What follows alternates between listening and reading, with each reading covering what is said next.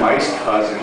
Obviously, we've been through our lives from the beginning, doing everything together. We've started out on each other's t-ball games. There's been nothing but support from both sides. Soccer games. This guy showed up at my graduation. All along the way. Just been there from the get-go, and I'm a very fortunate man, very blessed. Well,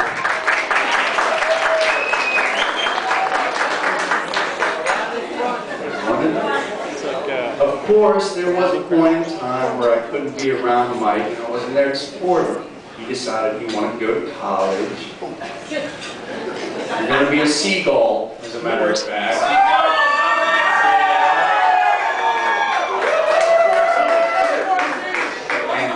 Guy decides to run out to Salisbury, go to college, he's going to make a big life for himself, doesn't know anybody, he's all alone, and luckily, since I wasn't there, couldn't be around, he decided to go to a party one night, knew nobody, and he meets this beautiful young lady sitting next to him,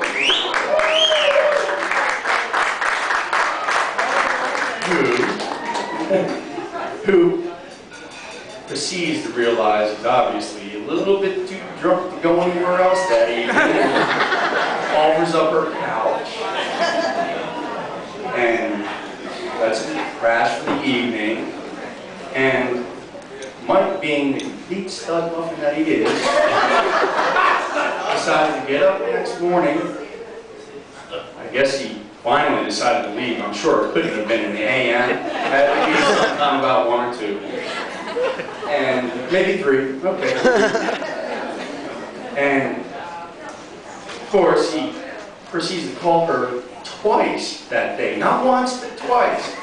I'm sure Lindsay just thought of him as a poor, lost puppy dog. But even a puppy dog would have more sense than to call a girl twice. The very next day after he met her. And I'll tell you what, I'm sure it was about that time that he realized that not only did he have eyes for this young lady, for her exterior beauty, but then he realized that she had a very soft spot deep down inside. And not only did she take him out the following night to the next party and let him hang out with all her friends. Something tells me it was about that time that he realized that there was really something special about her. And she was willing to take care of him. And I'll tell you what, I think about that's about how his college career went from then on out. I'm sure there was some papers and some tests, and you know, probably wasn't the last time he slept on her couch. I'm sure about it. It was a lot of fun, but I'll tell you what, I'm really glad that my cousin was able to bump into Lindsay because, you know, I can't love each one of them enough. It's a very sweet situation that they fell into, and as much as I love my cousin, I think he managed to find somebody that, well, she trumped me. She took that, because I'll tell you what, I don't know if I would have taken him out the next night.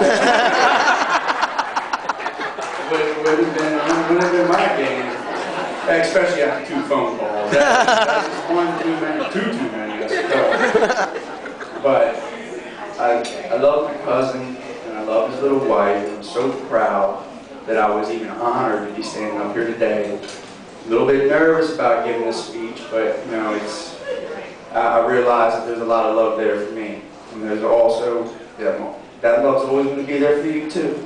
And I hope that, you know, someday you can sleep on my couch at a time.